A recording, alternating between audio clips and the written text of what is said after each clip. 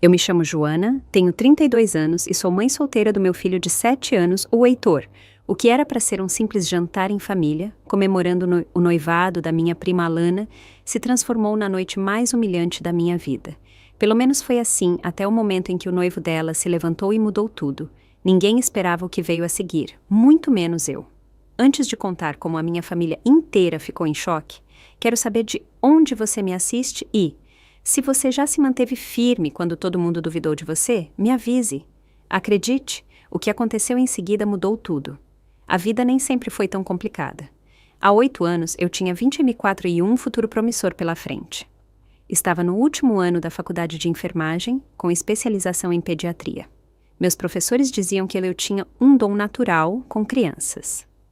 Eu estudava muito, mantinha um histórico escolar quase perfeito e já tinha recebido propostas de vários hospitais de prestígio. Minha família tinha orgulho de mim naquela época. Minha mãe contava para os amigos sobre a filha que seria uma futura enfermeira pediátrica. Isso foi antes de tudo mudar. Conheci o Marcelo durante o meu 3º ano da faculdade. Ele estudava administração, era alto, tinha olhos castanhos gentis e um sorriso que me fazia sentir como se fosse a única pessoa no mundo. Namoramos por 1 ano antes de morarmos juntos. As coisas não eram perfeitas, mas eram boas. Conversávamos sobre nos casar um dia, sobre construirmos uma vida juntos. Quando descobri que estava grávida, não foi planejado, mas não era algo indesejado. Pelo menos não para mim. O Marcelo mudou de uma hora para a outra. Os olhos gentis se tornaram distantes. O sorriso sumiu. Ele começou a chegar tarde em casa, dando desculpas sobre grupos de estudo e projetos. Tentei ser compreensiva, dar a ele um tempo para processar aquela notícia que mudaria a vida dele. Então, 6 meses depois da minha gravidez, uma manhã eu acordei em um apartamento vazio com um bilhete curto. Não posso fazer isso, desculpe. Sem novo endereço, sem contato. Ele mudou o número de telefone, excluiu todas as contas de mídias sociais e desapareceu completamente da minha vida. Os 3 meses seguintes foram uma bagunça de lágrimas, de descrença e de uma determinação que foi crescendo lentamente. Minha mãe me ajudou o máximo que pôde, embora eu já pudesse ver a decepção nos olhos dela. Meu pai havia falecido anos antes, então ela era meu principal apoio na família. O resto da minha família oscilava entre simpatia e julgamento, oferecendo ajuda com uma mão enquanto questionavam minhas escolhas de vida com a outra. O Heitor chegou ao mundo em uma manhã de terça-feira chuvosa, depois de 18 horas de trabalho de parto. Eu segurei o corpinho dele contra o meu peito, os cabelos escuros e finos fazendo cócegas no meu queixo. E fiz uma promessa entre as lágrimas. É só você e eu, parceiro. Mas eu vou te dar a melhor vida que eu puder. Eu tive que me afastar da faculdade. Entre a recuperação física, o trauma emocional do abandono e as constantes exigências de um recém-nascido, não havia espaço para mais nada. Minhas economias acabaram rapidamente. Eu me mudei do meu apartamento e fui para um minúsculo aluguel de um quarto na periferia da cidade. Quando o Heitor completou 6 meses, solicitei a ajuda do governo, algo que meus parentes mais orgulhosos nunca me deixaram esquecer. Os primeiros 2 anos foram os mais difíceis. Dormir era um luxo que eu raramente experimentava. Aceitava bicos que me permitiam levar o Heitor junto ou trabalhar durante horários em que os amigos pudessem ficar com ele. Minha mãe ajudava quando podia, embora o apoio dela viesse com lembretes frequentes. Isso não teria acontecido se você fosse mais cuidadosa. Ou você deveria ter se certificado de que ele era material para ser um marido de verdade. Quando o Heitor tinha 3 anos, eu consegui voltar para a faculdade de enfermagem, estudando em tempo parcial. Meus instrutores foram surpreendentemente compreensivos, me permitindo completar algumas horas de estágio clínico em horários em que eu tinha alguém para cuidar do meu filho. Eu me formei 2 anos depois do planejado, mas eu me formei. No dia em que recebi a minha licença de enfermagem, chorei mais do que tinha chorado desde o nascimento do Heitor. Eram lágrimas de exaustão, de orgulho e de alívio. Agora, 4 anos depois, sou uma enfermeira pediátrica estabelecida no Hospital Infantil Santa Catarina. Eu trabalho principalmente na unidade de recuperação, ajudando crianças e suas famílias a percorrer o difícil caminho de volta à saúde, depois de uma doença grave ou uma lesão. O salário é razoável, os horários são relativamente estáveis e, mais importante, eu amo o que eu faço. O Heitor e eu temos a nossa rotina bem definida. Moramos em um apartamento modesto de 2 quartos, nada chique, mas limpo e confortável. Ele está se saindo muito bem na escola. Um garoto inteligente e compassivo que ama dinossauros e construir estruturas elaboradas com qualquer coisa que consiga pegar. O que nunca melhorou foi a percepção da minha família sobre mim. Aos olhos deles, eu continuava sendo a história de vida de advertência, o fracasso, a pessoa que não fez as coisas do jeito certo. Os encontros de família se tornaram exercícios de cordialidade forçada e de julgamentos mal disfarçados. Eu comecei a participar com menos frequência com o passar dos anos, escolhendo proteger o Heitor da reprovação que parecia sempre nos seguir. Minha prima Lana sempre foi a filha de ouro da nossa família. 2 anos mais nova que eu, ela seguiu um caminho mais tradicional. Fez faculdade, depois a de Direito e depois conseguiu uma posição em um escritório de advocacia de prestígio. Ela namorava estrategicamente, sempre homens com credenciais impressionantes e futuros promissores. Quando ela anunciou o noivado com o Renato, um cirurgião que ela namorava há pouco menos de 1 ano, a família explodiu de alegria e aprovação. Eu recebi o convite para o jantar de noivado deles com sentimentos mistos. Por um lado, a Alana e eu éramos próximas quando crianças, antes que a vida e a dinâmica familiar nos levassem para direções diferentes. Por outro lado, esses encontros raramente terminavam bem para mim. Depois de pensar um pouco, eu decidi ir sem o Heitor. Minha amiga Lívia concordou em deixá-lo passar a noite na casa dela, brincando com o filho dela, que era o melhor amigo do Heitor na escola. Na noite do jantar, eu estava em frente ao espelho do meu quarto, avaliando a minha aparência. Eu tinha escolhido um vestido azul marinho simples, profissional, mas que me caía bem. Meu cabelo castanho claro estava recém-cortado, caindo um pouco abaixo dos ombros. Usei maquiagem mínima, apenas o suficiente para iluminar meus olhos cansados. Trabalhar em tempo integral e criar um filho sozinha não deixa muito espaço para rotinas de beleza elaboradas. "Você está bonita, mamãe", disse o Heitor, aparecendo na porta, segurando a mochila dele. Eu sorri para o meu filho, o elogio sincero dele, valendo mais do que qualquer roupa de grife. "Obrigado, meu amor. Você está animado para a sua festa do pijama com o Zeca?" Ele assentiu com entusiasmo. "A gente vai construir um forte de almofadas e assistir filmes de dinossauros." Eu beijei o topo da cabeça dele, inalando o cheiro do shampoo dele. "Parece incrível. Seja bonzinho com a Lívia, ok? Eu vou te buscar amanhã de manhã." Depois de deixar o Heitor, eu fiquei no meu carro em frente à casa da Lívia por vários minutos, tomando coragem. Eu ainda podia voltar atrás e dizer que tive uma emergência de última hora no trabalho. Mas algo me empurrou para frente. Talvez uma pequena e teimosa esperança de que as coisas pudessem mudar, de que minha família pudesse finalmente me ver como mais do que meus erros do passado. Com uma respiração profunda, liguei o carro e segui em direção ao restaurante chique onde o jantar de noivado seria realizado, sem saber que aquela noite realmente mudaria tudo, só que não da maneira que eu poderia ter imaginado. O manobrista pegou as minhas chaves com uma surpresa mal disfarçada, provavelmente se perguntando como alguém dirigindo um carro popular de 10 anos tinha parado no Piatto di Nonna, o restaurante italiano mais exclusivo da cidade. Eu alisei o meu vestido e passei pelas portas duplas e elaboradas, me sentindo imediatamente mal vestida, apesar das minhas cuidadosas preparações. O salão de jantar privado já estava cheio de rostos familiares quando cheguei. Lustres de cristal lançavam um brilho quente sobre as elegantes mesas, com rosas brancas e detalhes prateados adornando cada superfície. Uma pequena placa com os dizeres "Reservado para noivado, dos Ferraz e Vasconcelos", estava em um cavalete perto da entrada. Eu respirei fundo e entrei. Minha mãe me viu primeiro, se levantando do lugar dela com um sorriso tenso. Helena Vasconcelos, aos 63 anos, ainda mantinha a aparência impecável e a postura rígida de uma executiva de banco antes da aposentadoria. Seu cabelo com mechas prateadas estava perfeitamente arrumado. Seu vestido de grife, sem dúvida, custava mais do que o meu aluguel mensal. "Joana, você veio", ela disse, beijando meu rosto. O perfume dela, o mesmo que ela usava na minha infância, trouxe uma onda de emoções complicadas. Você está bonita, ela acrescentou, embora o tom dela sugerisse surpresa com esse fato. Obrigada, mãe. É bom te ver.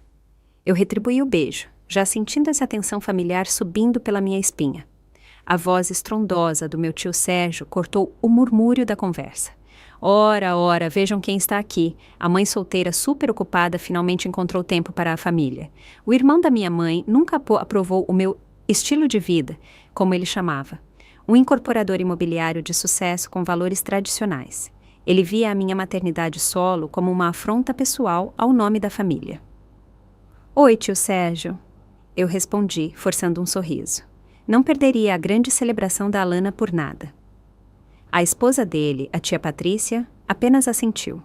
Ela raramente falava diretamente comigo em encontros de família, preferindo me discutir em conversas sussurradas que ela assumia que eu não podia ouvir. Minha avó e meu avô estavam sentados na outra ponta da mesa, ambos com mais de 80 anos, mas ainda bem lúcidos. Minha avó me deu um sorriso genuíno, embora a expressão do meu avô continuasse neutra. Eles me amavam, eu sabia disso, mas eles vieram de uma geração onde os filhos deveriam vir depois do casamento, sem exceções. Alguns primos e amigos da família preencheram os lugares restantes, a maioria oferecendo cumprimentos educados antes de voltarem para as suas conversas. Os únicos rostos realmente amigáveis eram os da minha prima mais nova, a Thalita, uma estudante universitária com opiniões progressistas, e do meu irmão, o Gabriel, que morava em outra cidade e raramente participava de eventos de família. A presença dele naquela noite era inesperada, mas bem-vinda.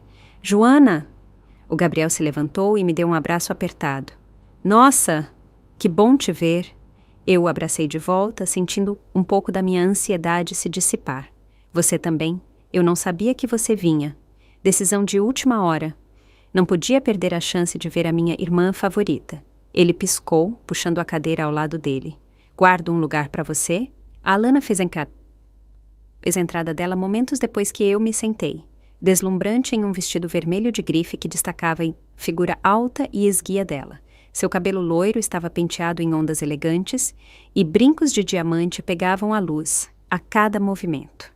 Ela se moveu pelo salão, aceitando parabéns e elogios, com um sorriso brilhante, mas ensaiado.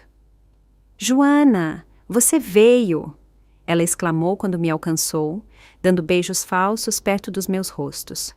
Como está o Heitor, né? Esse é o nome dele? O fato de ela ter que confirmar o nome da criança, que era o próprio primo dela, que ela tinha visto várias vezes, já dizia muito.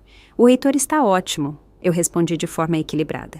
Ele tem 7 anos agora, se saindo muito bem na escola. A professora dele diz que ele tem um dom para a impaciência. Que legal, respondeu a Alana, claramente desinteressada. O Renato deve estar aqui a qualquer minuto. Ele ficou preso no hospital. A agenda de um cirurgião. Você sabe como é. O orgulho na voz dela era inconfundível. A conversa mudou quando os garçons começaram a trazer os aperitivos, pratos delicados de frutos do mar e queijos importados que provavelmente custavam mais do que o meu orçamento semanal de supermercado. Eu bebi minha água, ouvindo enquanto os membros da família discutiam férias recentes, investimentos imobiliários e os planos do casamento da Alana. Estamos pensando em junho, no Clube de Campo São Jorge. A Alana estava dizendo. Eles fazem apenas alguns casamentos por ano, mas a família do Renato tem contatos. Momento perfeito. A tia Patrícia assentiu em aprovação. Vocês terão o verão para aproveitar a vida de recém-casados antes de se estabelecerem para começar uma família do jeito certo. A ênfase no jeito certo era sutil, mas inconfundível, e vários olhares se voltaram na minha direção.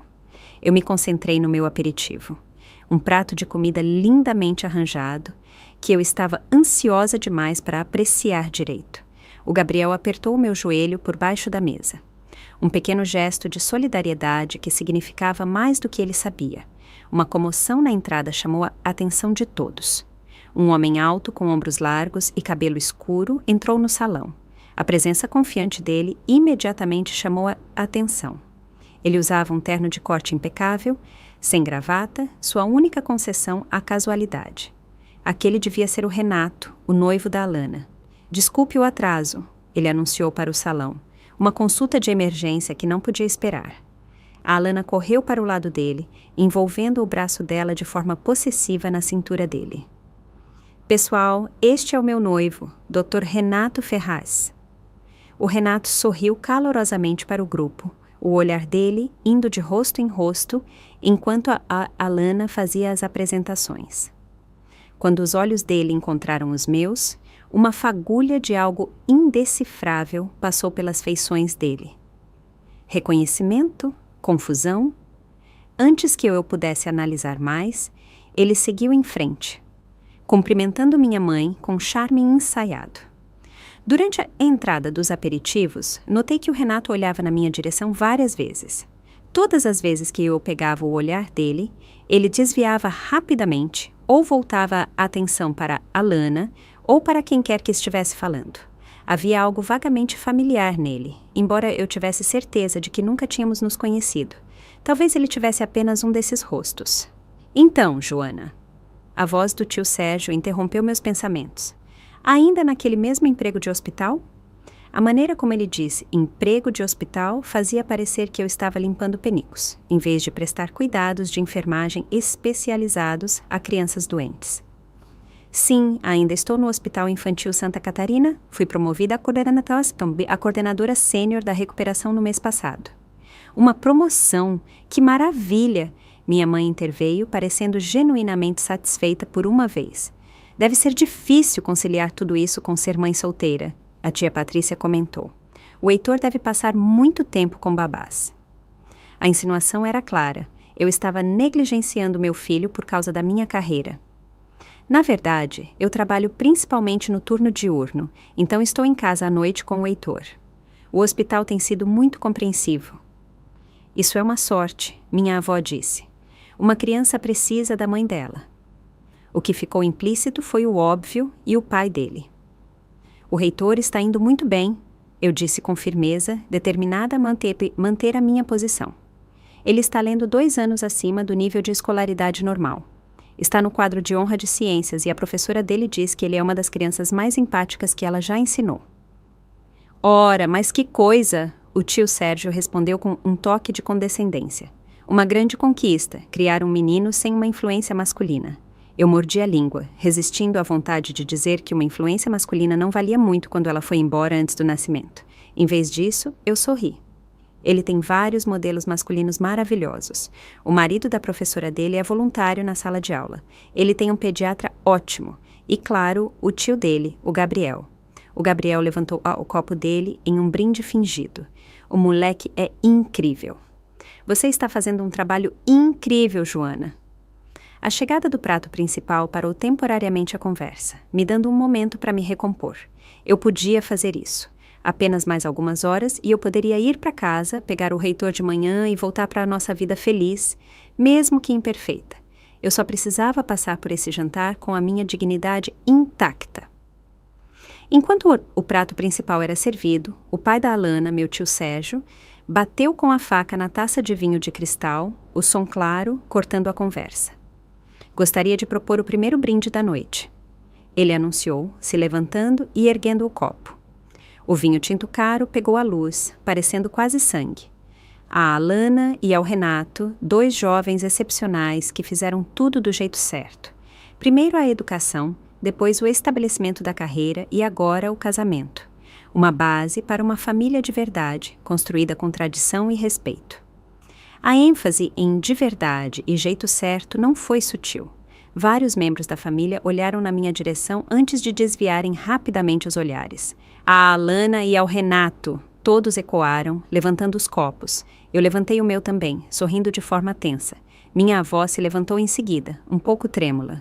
A minha linda neta Alana, que sempre nos deu orgulho, e ao Renato, a quem damos as boas-vindas à nossa família de braços abertos. Que vocês construam uma vida juntos, cheia de alegria e rodeada de filhos, quando chegar a hora certa. A última parte foi dita com um sorriso caloroso, direcionado ao casal de noivos. Mais brindes se seguiram, cada um parecendo projetado para enfatizar os valores tradicionais, o momento certo e fazer as coisas corretamente. A cada discurso, eu me sentia diminuir ainda mais na cadeira, com a crítica implícita me atingindo como repetidos golpes. Que tal você, Joana? Gostaria de fazer um brinde à sua prima? Minha mãe perguntou durante uma pausa. Eu suspeitava que os motivos dela não eram totalmente de apoio, mas que ela provavelmente queria garantir que eu endossasse publicamente os valores da família. Eu hesitei, depois me levantei com o copo na mão. À Alana e ao Renato, que a jornada de vocês juntos seja cheia de apoio mútuo e compreensão, e que vocês sempre encontrem força um no outro durante os momentos inesperados da vida. Curto e sincero, sem endossar as indiretas que me foram dirigidas a noite inteira.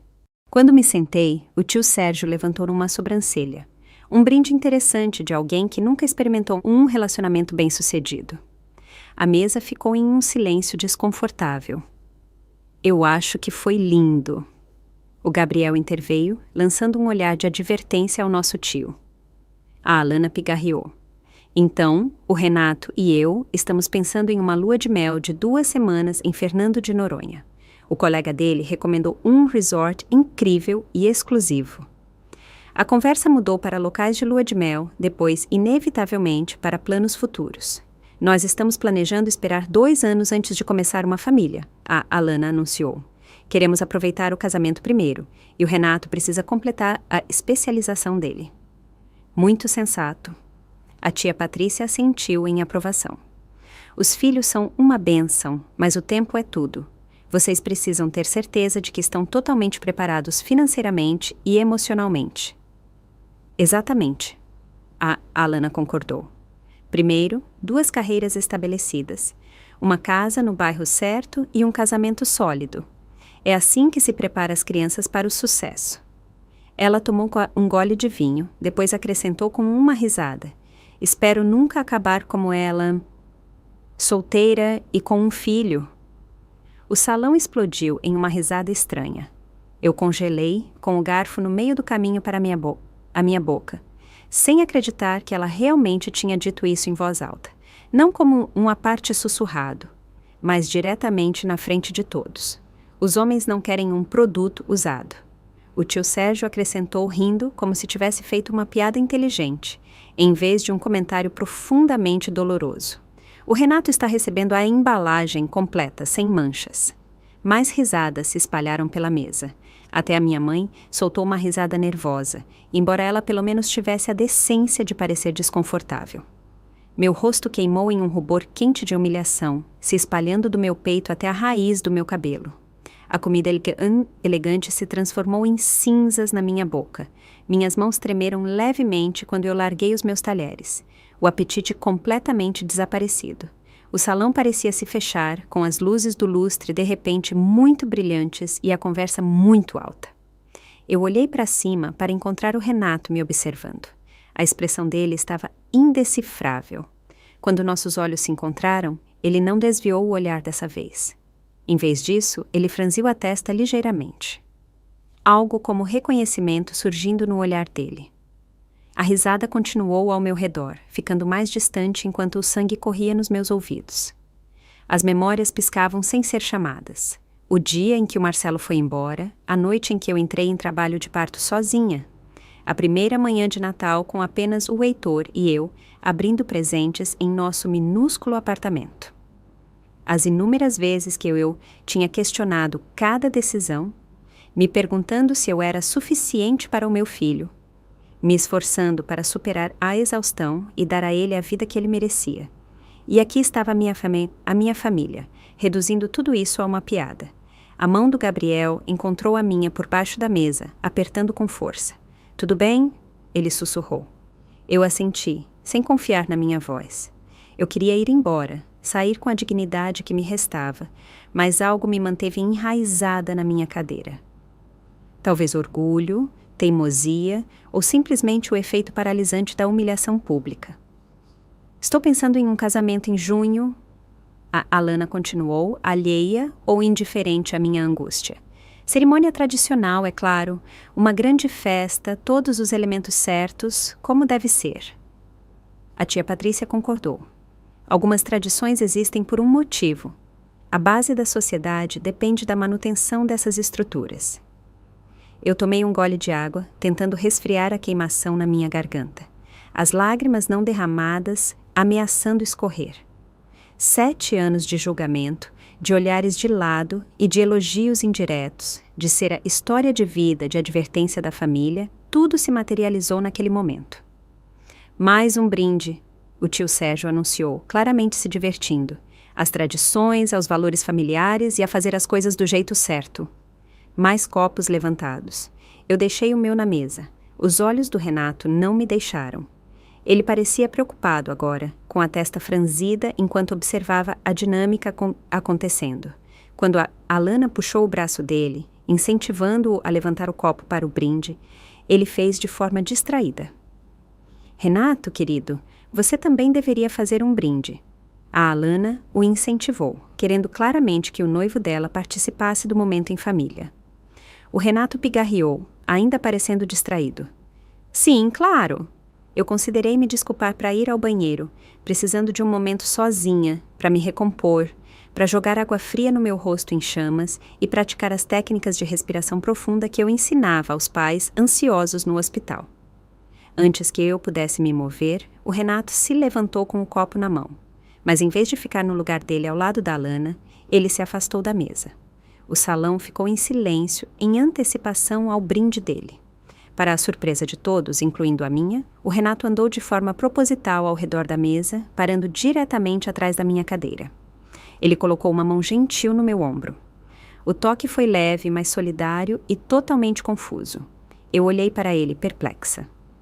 Eu acho que eles deveriam saber de algo, ele disse, a voz dele clara e firme no salão de repente em silêncio. Eu olhei para o Renato, completamente confusa. O salão inteiro tinha ficado em silêncio, com todos os olhos focados em nós. A expressão da Alana mudou de surpresa para algo mais próximo do alarme. Renato? Ela questionou com a voz em um tom estranhamente alto. O que você está fazendo? Ele apertou meu ombro gentilmente antes de se dirigir ao salão. Antes de continuar com este jantar, há algo importante que todos aqui deveriam saber. 6 meses atrás, o Renato começou. Eu tive um acidente de moto na Via Anhanguera. Estava chovendo, a visibilidade era ruim e um carro entrou na minha pista. Eu caí com força, a 100 km/h. O salão permaneceu em silêncio, com a confusão evidente em todos os rostos. A Alana parecia completamente confusa, claramente sem saber para onde essa história estava indo. Eu fui levado às pressas para o Hospital Santa Catarina com vários ferimentos. O Renato continuou. 3 costelas quebradas, um pulmão perfurado, fêmur fraturado, hemorragia interna e uma concussão grave. A equipe de trauma não tinha certeza se eu sobreviveria à primeira noite. Enquanto ele falava, fragmentos de memória começaram a surgir na minha mente. 6 meses atrás, uma vítima de acidente de moto, trauma grave. Eu tinha trabalhado em vários turnos na unidade de recuperação geral quando estávamos com falta de pessoal, cobrindo o turno antes de voltar para a ala pediátrica. Quando eu fiquei estável o suficiente para ser transferido da UTI para a recuperação, eu estava em mau estado, o Renato disse. Sentia dor, estava com raiva do mundo, enfrentando meses de reabilitação difícil. Eu não tinha família por perto. Meus pais moram em São Paulo e não puderam vir imediatamente devido aos problemas de saúde do meu pai. Eu me lembrei agora do paciente do quarto 414.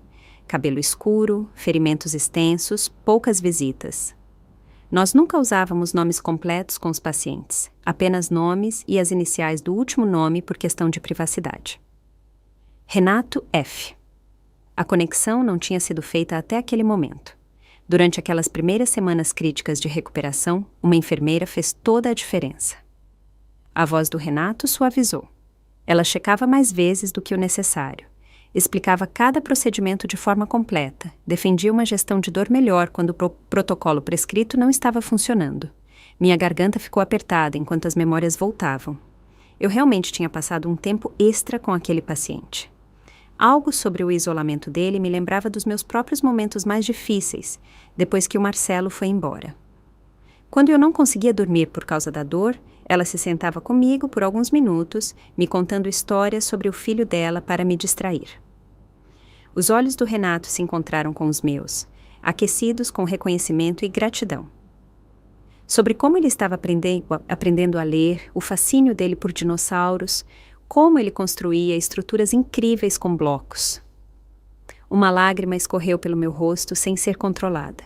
Eu me lembrei daquelas conversas tranquilas, do turno da noite, da maneira como falar sobre o Heitor sempre me trazia conforto, de como compartilhar aqueles pequenos momentos de orgulho da maternidade parecia aliviar o sofrimento daquele paciente também.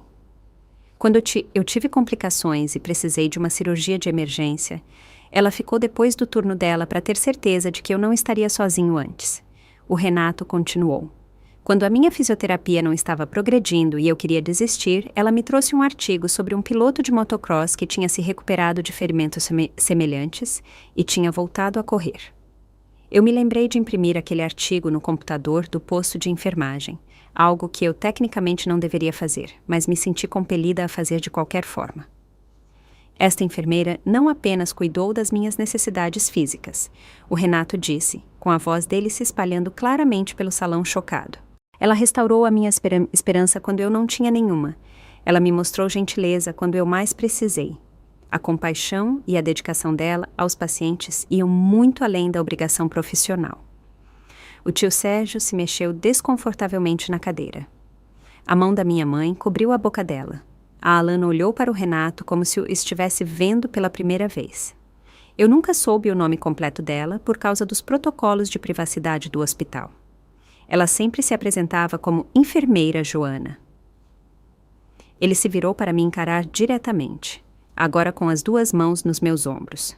Imagine a minha surpresa quando eu chego ao jantar de noivado da família da minha noiva e descubro que a prima dela, de quem ela falava de forma desdenhosa, a mãe solteira que a família usa como uma história de vida de advertência, é a mesma mulher que salvou a minha vida de mais de uma forma. As lágrimas escorreram livremente pelo meu rosto agora. Eu não fiz nenhuma tentativa de escondê-las. A Joana não apenas forneceu cuidados médicos, o Renato se dirigiu à mesa com firmeza. Ela me trouxe livros quando notou que eu estava entediado. Ela fez com que a cozinha enviasse café de verdade, em vez do café horrível do hospital. Quando eu mencionei que sentia falta da lasanha da minha mãe, ela me trouxe uma porção caseira do próprio jantar dela no dia seguinte. Eu tinha esquecido da lasanha. Um simples ato de gentileza em uma noite em que eu tinha feito demais. O reitor tinha me ajudado a embalá-la, insistindo em decorar a vasilha com adesivos de dinossauros para que a pessoa doente se sentisse melhor. O que vocês parecem não entender? A voz do Renato endureceu levemente. É que ser mãe solteira não diminuiu a Joana. Isso é parte do que a torna extraordinária. A mesma força e compaixão que ela mostra ao filho dela é o que ela traz para cada paciente sob os cuidados dela. Ele se virou para o tio Sérgio, cujo rosto tinha perdido a cor. Produto usado. O Renato repetiu a frase cruel com óbvio desgosto. É assim que você descreve alguém que dedica a vida a curar os outros? Alguém que trabalha incansavelmente para criar uma criança inteligente e gentil, enquanto também salva vidas? O tio Sérgio olhou para o prato dele, incapaz de encarar o Renato. Na noite em que o meu pulmão colapsou novamente, o Renato continuou. A Joana notou as mudanças sutis na minha respiração, antes mesmo que os monitores registrassem um problema. O médico disse depois que a ação rápida dela evitou complicações que poderiam ser fatais. Então, quando eu ouço vocês zombarem das escolhas de vida dela, quando eu ouço vocês rirem da situação dela, eu tenho que me perguntar se vocês têm alguma ideia de quem ela realmente é. A Alana tinha ficado completamente pálida, com os nós dos dedos brancos de tanto segurar a borda da mesa. Renato, eu não sabia, ela sussurrou. Nenhum de vocês sabia. Ele respondeu, não de forma cruel, mas com firmeza, porque vocês nunca se deram ao trabalho de olhar para além do seu julgamento. Ele se virou para mim com um sorriso suave. Joana, eu nunca pude te agradecer de forma adequada. Eu estou vivo hoje por causa dos seus cuidados e estou aqui, capaz de me casar, porque você me empurrou durante a recuperação, quando eu queria desistir. O silêncio que se seguiu foi profundo. O meu irmão Gabriel estava sorrindo amplamente. A Thalita enxugou as lágrimas. Minha avó estendeu a mão para a mão do meu avô, ambos parecendo chocados e um pouco envergonhados. Eu acho, o Renato disse, voltando para o lugar dele, ao lado de uma Alana atordoada, que este jantar de noivado não estaria acontecendo sem os cuidados extraordinários da Joana. Então, o meu brinde é para ela, e para os valores familiares genuínos, compaixão, altruísmo, perseverança, as qualidades que eu vejo no trabalho dela todos os dias e que eu espero incorporar na minha própria vida. Ele levantou o copo dele. Depois de um momento de hesitação, o Gabriel levantou o dele também. Depois a Thalita. Depois, lentamente, cada pessoa na mesa levantou o copo, até mesmo o tio Sérgio, embora ele não conseguisse me olhar nos olhos. Ah, Joana! O Renato disse de forma simples. Ah, Joana! A mesa ecoou, com as palavras carregando vários graus de sinceridade e de uma nova percepção. Eu me sentei paralisada, oprimida por essa reviravolta inesperada dos eventos, com as lágrimas no meu rosto agora sendo uma mistura de mágoa e de gratidão atordoada. Por vários longos momentos depois do brinde do Renato, o salão permaneceu em silêncio atordoado. Os únicos sons eram o tilintar suave dos talheres, enquanto os garçons, alheios ao terremoto emocional que tinha acabado de acontecer, começavam a limpar os pratos do prato principal. A Alana foi a primeira a falar, com a voz tensa, enquanto ela tentava recuperar o controle da situação. Bem, isso é uma grande coincidência. Ela forçou uma risada que parecia vazia. Renato, você nunca tinha mencionado isso antes. O Renato voltou para o lugar dele ao lado dela. Eu não fiz a conexão até hoje à noite. Eu sabia que você tinha uma prima chamada Joana, mas é um nome comum e você raramente falava sobre ela, exceto... Ele fez uma pausa. Exceto de maneiras que não se alinhavam com a pessoa que eu conheci. A Alana se mexeu desconfortavelmente, claramente dividida entre o ciúme pela conexão óbvia entre o noivo dela e eu, e o constrangimento por ser exposta por suas caracterizações cruéis. O tio Sérgio pigarreou, com a confiança usual dele notavelmente diminuída. Bem, é claro, todos nós apreciamos a profissão médica. É um trabalho muito importante, salvar vidas e tudo mais. Ele estendeu a mão para a taça de vinho, evitando o contato visual comigo ou com o Renato. Minha mãe me olhou com novos olhos, com confusão e culpa em sua expressão. Joana, você nunca mencionou que cuidou do noivo da Alana. Eu não sabia, eu disse suavemente, finalmente encontrando a minha voz. Nós usamos apenas os primeiros nomes e iniciais por questão de privacidade, e eu cuidei de centenas de pacientes ao longo dos anos. Eu me virei para o Renato. Mas eu me lembro de você.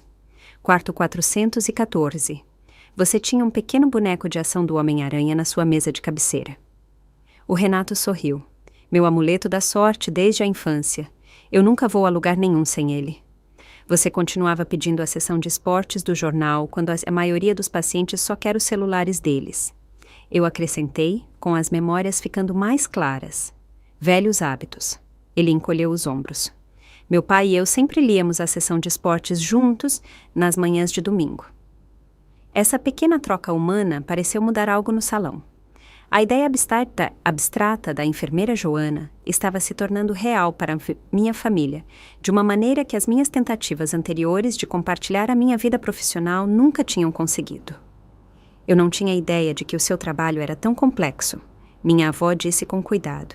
Você sempre dizia que estava no hospital quando a gente perguntava, porque ninguém nunca pareceu interessado nos detalhes. Eu respondi, não de forma acusatória, mas de forma objetiva. E depois de um tempo, era mais fácil não oferecer informações que seriam recebidas com julgamento. O Renato assentiu, se virando para se dirigir à mesa novamente. O que a Joana não está contando para vocês é que ela é uma espécie de lenda na unidade de recuperação. Outros enfermeiros frequentemente a consultam sobre casos difíceis. Sério? Minha mãe soou genuinamente surpresa. Sério, o Renato confirmou. O residente que cuidou do meu caso mencionou especificamente os cuidados excepcionais dela como um fator na velocidade da minha recuperação. A tia Patrícia, que tinha ficado estranhamente em silêncio, finalmente falou. Mas, certamente como médico, você teve muitos enfermeiros cuidando de você. O que fez a Joana tão especial? O tom dela sugeria que ela ainda estava tentando minimizar a minha contribuição. O Renato não hesitou. Tudo. Quando você está em uma cama de hospital, completamente vulnerável, com dor e com medo, você desenvolve uma consciência aguda sobre quem te vê como uma pessoa versus quem te vê como apenas mais um corpo para cuidar. A Joana estava sempre presente, verdadeiramente presente, mesmo durante verificações breves. Ele continuou, com a voz dele ficando apaixonada. Ela notou quando o protocolo de gestão de dor padrão não estava funcionando para mim e defendeu com os médicos para que ajustassem. Ela percebeu pequenas mudanças na minha condição antes que se tornassem emergências. E além dos cuidados médicos, ela me tratou com dignidade. O Renato se virou para mim. Lembra quando eu estava com dificuldade para lidar com a situação do penico e me senti humilhado? Eu assenti, me lembrando da frustração dele com a imobilidade temporária dele. Você me contou sobre como o seu filho teve um acidente na escola e como você o ensinou que os corpos são apenas corpos e que precisar de ajuda não diminui o nosso valor. A menção desse momento íntimo de cuidado pareceu finalmente penetrar nas defesas do tio Sérgio. Ele olhou para cima, encarando os meus olhos pela primeira vez desde a revelação do Renato. Havia uma pergunta ali, talvez o começo de uma reavaliação. Quando os meus pais não puderam vir imediatamente, o Renato continuou. A Joana me trouxe uma refeição caseira. Quando ela soube que eu estava perdendo o aniversário da minha mãe enquanto estava hospitalizado, ela me ajudou a pedir flores online para serem entregues em São Paulo. Cada exemplo parecia atingir como uma repreensão gentil, mas firme, a percepção da família sobre mim. Eu não sabia, minha mãe disse suavemente. Você nunca fala sobre essas coisas, Joana. Porque eles são apenas parte do meu trabalho, mãe, eu respondi. O que eu faço todos os dias. O mesmo trabalho que todos vocês descartaram como o meu prêmio de consolação por ter estragado a minha vida. A avaliação direta fez com que vários membros da família se encolhessem. A Alana tinha se assistido essa troca com um desconforto crescente. Renato, ela disse, tocando o braço dele de forma possessiva. Tudo isso é muito emocionante, mas esta noite é para ser sobre o nosso noivado. Ainda é, o Renato a tranquilizou, cobrindo a mão dela com a dele. Mas eu não posso comemorar direito sabendo como a sua família tem tratado alguém a quem eu devo tanto. A expressão da Alana era complexa, uma mistura de ciúme, constrangimento e a percepção de que os valores do noivo dela poderiam não se alinhar com a narrativa familiar que ela tinha apresentado a ele. Talvez, minha avó interveio com cautela, nós tenhamos sido um pouco duras nas nossas avaliações. Essa concessão, por menor que fosse, de uma das matriarcas da família, pareceu dar permissão para que os outros reconsiderassem. Eu gostaria de ouvir mais sobre o seu trabalho, Joana, meu avô disse. Foi o primeiro comentário direto dele para mim a noite inteira. Parece mais complexo do que eu imaginava.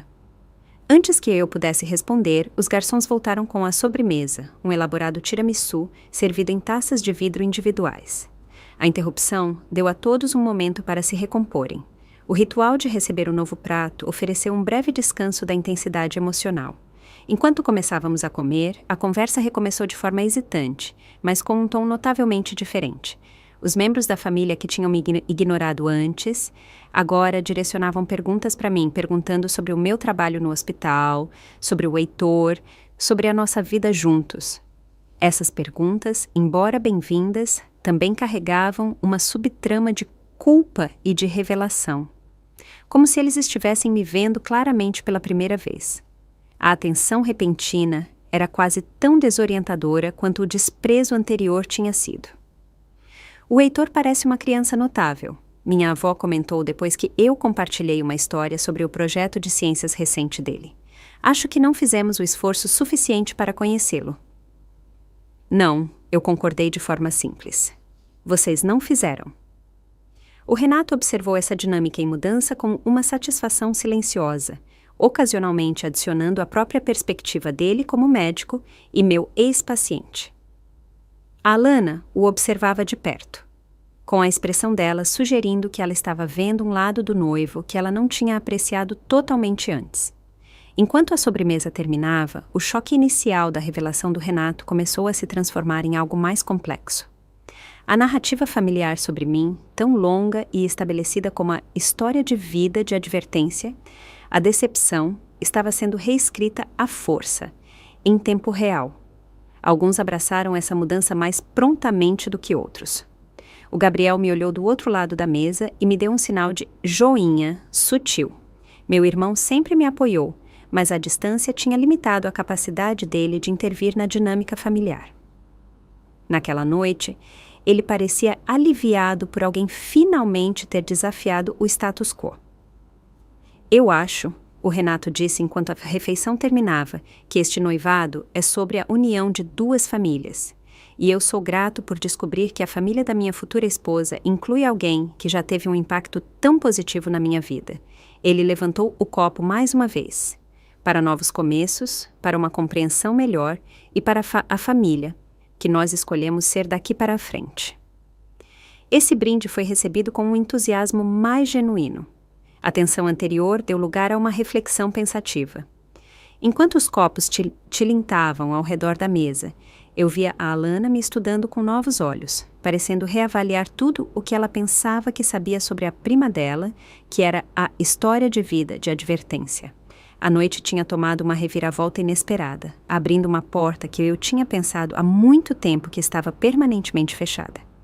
Se a minha família passaria por ela, ainda estava para ser visto, mas pela primeira vez em 7 anos, eu me senti vista por quem eu realmente era, não apenas pelas escolhas que eles tinham julgado. Enquanto os pratos de sobremesa eram limpos e o café era servido, uma nova e estranha atmosfera se instalou na mesa. O roteiro da família tinha sido interrompido, deixando todos um pouco inseguros sobre como prosseguir. Pela minha parte, eu me sentei em um estado de limbo emocional, processando a mudança dramática que tinha ocorrido em questão de minutos. A revelação do Renato tinha rachado a fachada do julgamento familiar. Mas anos de mágoa e de desprezo não podiam ser apagados por um único momento, por mais poderoso que fosse.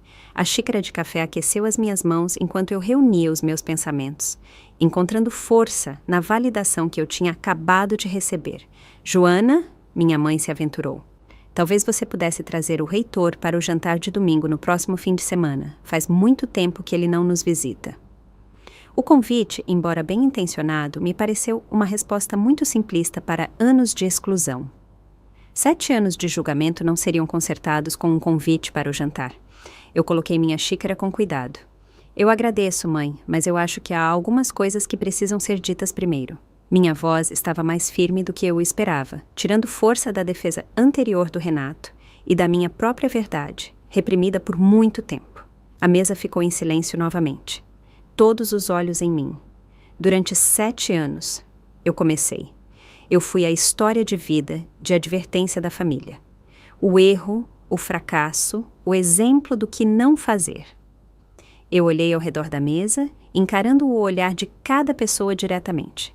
Vocês têm ideia de como é trazer o seu filho para eventos de família, sabendo que ele está sendo visto por essa lente?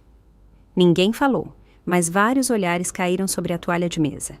Quando o Marcelo foi embora, eu fiquei apavorada, grávida de 6 meses, sozinha, com o futuro incerto. Eu precisei da minha família mais do que nunca. A memória daquele momento desesperador apertou a minha garganta, mas eu continuei.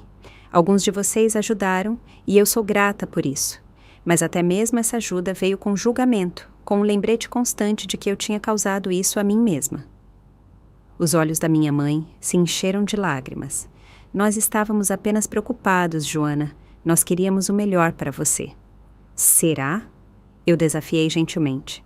Ou era mais sobre o que as pessoas pensariam? Sobre manter a imagem da família? O tio Sérgio se mexeu desconfortavelmente. Os valores familiares importam. A estrutura importa para as crianças. Você está certo, eu concordei, surpreendendo-o. A estrutura importa, sim. É por isso que eu a criei para o Heitor. É por isso que eu voltei para a faculdade, estabeleci rotinas, construí um lar estável. Mas nenhum de vocês viu essa parte. Vocês só viram o que estava faltando, não o que estava presente. O Gabriel assentiu de forma encorajadora, me incentivando silenciosamente a continuar. Vocês querem saber como a maternidade solo realmente é? Eu perguntei, sem esperar por uma resposta. É checar a lição de casa enquanto você cozinha o jantar. É trabalhar em turnos extras para poder pagar um apartamento bom em um bairro com uma escola segura. É ser tanto a disciplinadora quanto a consoladora.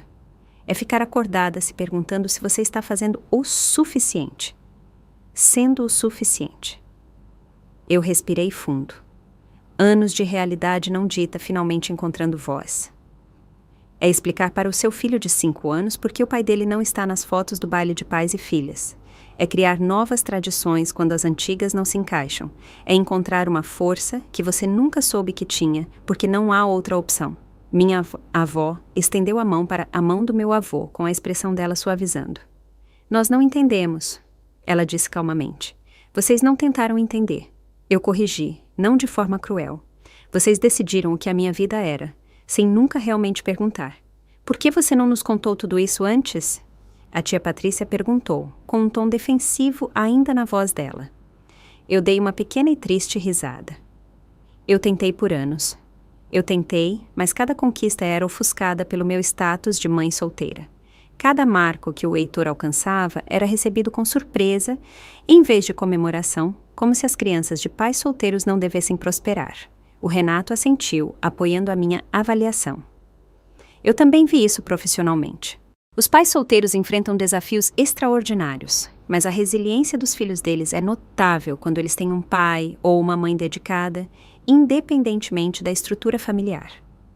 A ironia, eu continuei, é que enquanto vocês estavam me julgando por ser uma mãe solteira, essa mesma experiência me tornava melhor no meu trabalho, mais compassiva, mais compreensiva com as famílias em crise, mais disposta a ir além do necessário. Eu olhei diretamente para o Renato. Os cuidados que você recebeu não foram excepcionais para mim. É a forma como eu trato cada paciente, porque eu sei como é precisar de apoio quando você está vulnerável. Um silêncio se instalou enquanto as minhas palavras afundavam. Eu não tinha levantado a voz ou chorado durante aquele discurso, o que de alguma forma tornou o impacto mais forte. Aquilo não era um surto emocional, mas uma declaração calma de uma verdade que estava atrasada há muito tempo. Meu irmão Gabriel finalmente quebrou o silêncio. Ela está certa. Eu visitei a Joana e o Heitor muitas vezes ao longo dos anos. Aquele moleque está prosperando. A casa deles é cheia de mais amor e estabilidade do que muitas casas com 2 pais que eu conheço. O tio Sérgio, o crítico mais vocal ao longo dos anos, parecia genuinamente em conflito. Eu ainda acredito que as crianças se beneficiam de ter ambos os pais, ele disse, mas o tom dele não tinha a sua certeza usual. Em circunstâncias ideais, sim, eu reconheci, mas essa escolha do pai do Heitor de ir embora estava além do meu controle. O que estava dentro do meu controle era criar a melhor vida possível para o meu filho depois. E foi isso que eu fiz, apesar, e não por causa, do apoio da família. Minha mãe enxugou as lágrimas. Eu pensei que estava ajudando ao te empurrar para um caminho mais tradicional. Eu queria te poupar das dificuldades.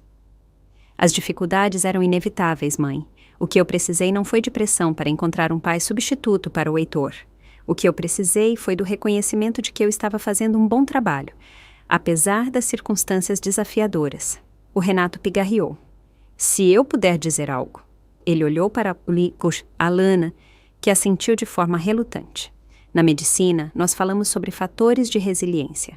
O que ajuda os pacientes a superarem traumas e adversidades. O apoio da família é um dos fatores de proteção mais poderosos. Quando esse apoio é condicional ou ausente, a recuperação se torna exponencialmente mais difícil. Ele se virou para se dirigir aos meus parentes diretamente.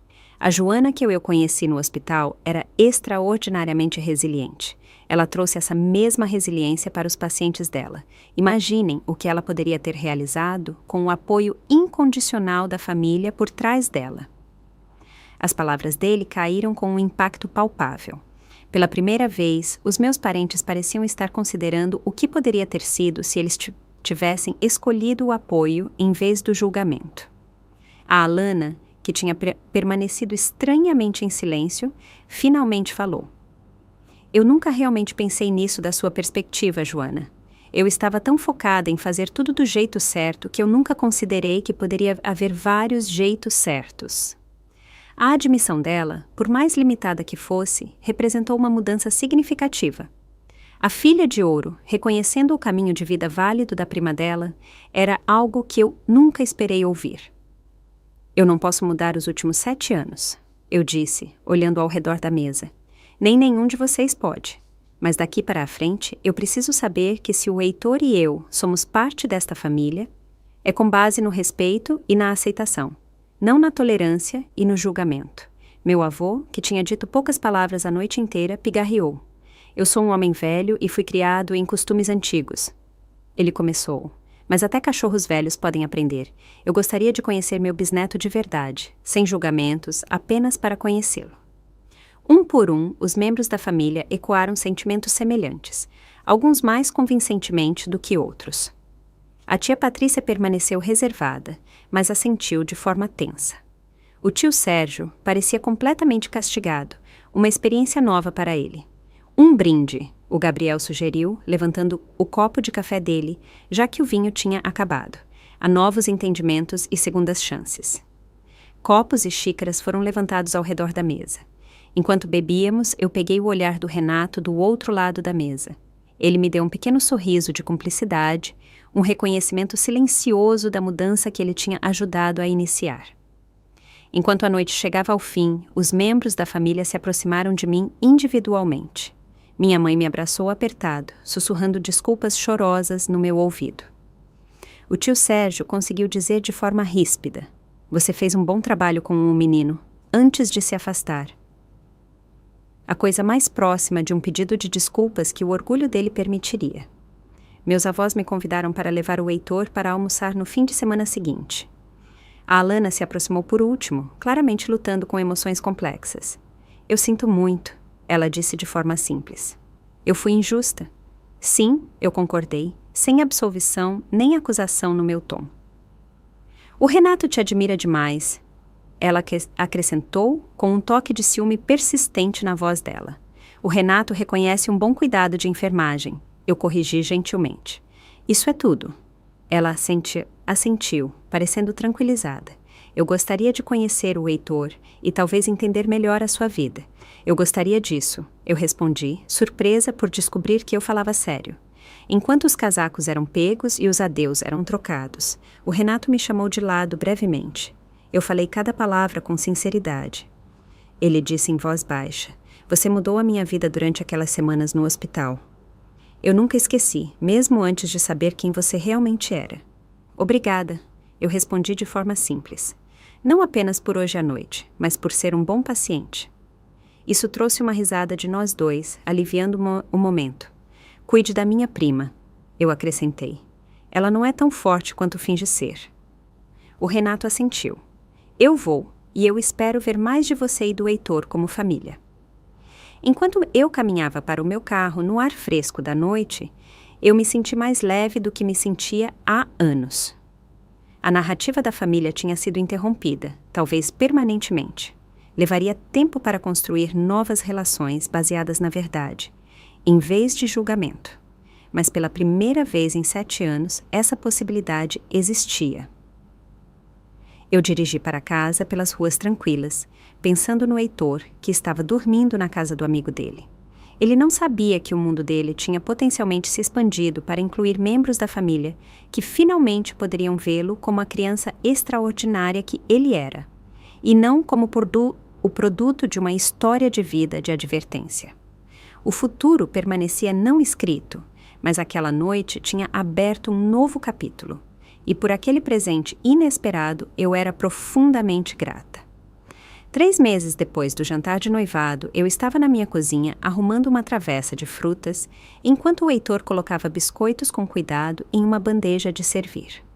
A luz do sol entrava pelas janelas do nosso apartamento, que de repente parecia menor agora que nós estávamos nos preparando para receber a família. "Você acha que a vovó vai gostar do meu projeto de ciências?" O Heitor perguntou, com o rosto de 7 anos sério, enquanto ele pensava sobre essa questão importante. "Ela vai adorar", eu o garanti, sorrindo de como ele tinha se adaptado rapidamente a ter a família dele na vida dele. E o vovô perguntou especificamente se você explicaria como funciona o modelo do sistema solar. O Heitor se animou, com o orgulho evidente na postura dele. Ao longo dos últimos 3 meses, a minha família tinha feito esforços genuínos para conhecer o meu filho, para vê-lo como um indivíduo, em vez de uma circunstância infeliz. A transformação não tinha sido imediata ou sem momentos estranhos, mas era real. A campainha tocou e o Heitor correu para atender, parando para me checar primeiro, como havíamos praticado. Eu assenti e ele abriu a porta, revelando minha mãe, carregando uma travessa de torta. "Aí está o meu cientista", ela exclamou, colocando a travessa dela no chão para abraçar o Heitor. A afeição fácil entre eles ainda era nova o suficiente para me dar um nó na garganta. Durante anos, minha mãe tinha se mantido a uma certa distância do Heitor, como se tivesse medo de que abraçar totalmente o neto dela, de alguma forma, endossasse as minhas escolhas. Agora, ela estava recuperando o tempo perdido, cuidando dele regularmente e ligando para ele todos os dias apenas para conversar sobre o dia dele. Meu irmão Gabriel chegou em seguida, trazendo a nova namorada dele, que ele estava ansioso para que nós conhecêssemos. Depois vieram os meus avós, se movendo mais devagar nos últimos tempos, mas insistindo em comparecer ao nosso pequeno encontro em família. O mais surpreendente foi a chegada do tio Sérgio, sozinho, já que a tia Patrícia tinha um compromisso anterior que ela não podia desmarcar. Pelo menos essa era a explicação oficial, embora eu suspeitasse que ela ainda estivesse lutando para abraçar totalmente a nova dinâmica da família. O tio Sérgio ficou sem jeito na minha sala de estar, observando o espaço modesto, mas confortável, com novos olhos. "Lugar legal que você tem aqui, Joana", ele disse, com o elogio claramente custando a ele algum esforço. "Muito aconchegante." "Obrigada, tio Sérgio", eu respondi, aceitando tanto o elogio quanto o esforço por trás dele. O Heitor se aproximou dele com cautela. A relação deles era a mais nova e a mais hesitante, dado o julgamento vocal anterior do Sérgio sobre a nossa estrutura familiar. Eu construí um modelo do sistema solar. O meu filho ofereceu. "Quer ver?" A expressão do Sérgio suavizou ligeiramente. "Abra o caminho, garoto." Enquanto eles desapareciam no quarto do Heitor, minha mãe apertou a minha mão. "Ele está tentando", ela sussurrou. "Não é fácil admitir que você esteve errado por 7 anos. Eu sei, eu reconheci, né? Eu aprecio o esforço." O encontro foi pequeno, mas significativo, representando uma ponte entre o meu isolamento do passado e um novo futuro mais inclusivo. A Alana e o Renato não estavam presentes, já que estavam em meio aos preparativos do casamento, mas eles tinham se juntado a nós para o jantar 2 vezes nos últimos meses. Aquelas noites tinham sido um pouco tensas, mas cada vez mais confortáveis, à medida que a Alana fazia tentativas genuínas de se conectar com o Heitor e de entender a minha vida. Enquanto nos sentávamos para comer, a conversa fluiu de forma mais natural do que eu poderia ter imaginado 3 meses antes. O Heitor tagarelava sobre a escola, os amigos dele e a obsessão contínua dele por dinossauros. Minha família ouvia com um interesse real, fazendo perguntas que mostravam que eles estavam prestando atenção, não apenas por educação, mas porque eles realmente queriam conhecê-lo. Depois do jantar, enquanto os outros ajudavam a limpar, o tio Sérgio me chamou de lado. "Eu recebi uma ligação do Renato ontem", ele disse com a expressão dele estranhamente humilde. "Ele me recomendou para o Comitê de Alcance Comunitário do Conselho do Hospital." Eu levantei as sobrancelhas em surpresa. A incorporadora imobiliária do Sérgio sempre apoiou várias instituições de caridade, mas principalmente para fazer contatos e conseguir benefícios fiscais. "Isso é maravilhoso", eu respondi com cautela. Eu perguntei a ele o motivo. O Sérgio continuou. Ele disse que a minha perspectiva poderia ser valiosa, especialmente se eu estivesse disposto a aprender com as minhas concepções errôneas do passado. A escolha cuidadosa das palavras me fez sorrir. O Renato tinha essencialmente repreendido o meu tio pelo preconceito dele, enquanto, ao mesmo tempo, oferecia a ele um caminho para o crescimento. "Médico esperto", eu pensei. "Você vai aceitar a posição?" eu perguntei. O Sérgio assentiu.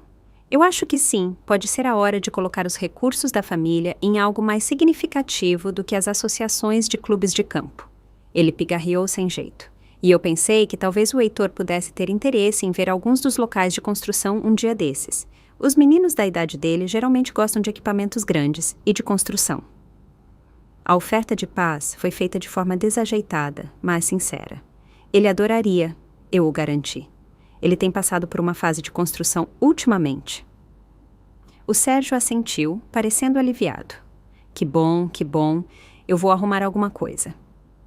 2 semanas depois do nosso encontro em família, eu recebi uma notícia que me animou e me aterrorizou em igual medida. Uma promoção para supervisora da unidade de recuperação pediátrica.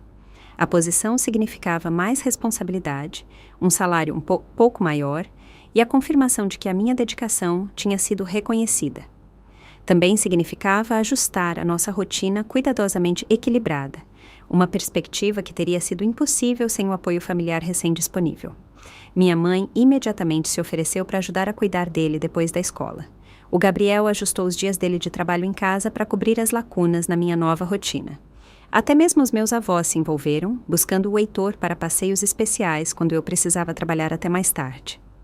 A promoção tinha vindo em parte devido à recomendação do Renato.